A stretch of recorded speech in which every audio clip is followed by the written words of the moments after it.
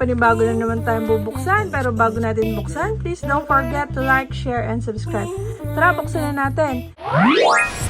May in-order tayo sa Shopee. Open na natin. Sana maganda ang kanyang quality. Yan, meron tayong in-order na car cover, yung pang dog. Dog car cover ba? Tawag doon. Kalimutan ko. Para siyang trapal. Makapal naman pala siya.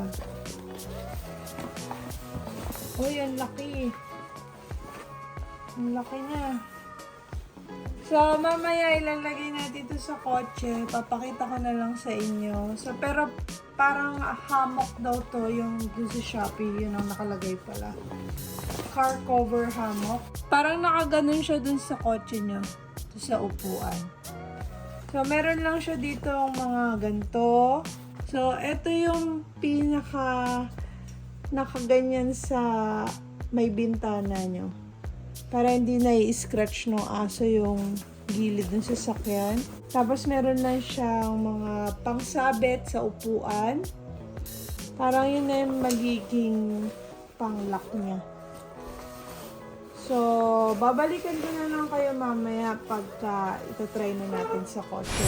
So, bali itong ganito na bilhin natin ng 380 pesos. Meron pang iba doon na may mga design. Pero 400 plus na yun, tsaka 600 plus. So, balikan ko kayo mamaya.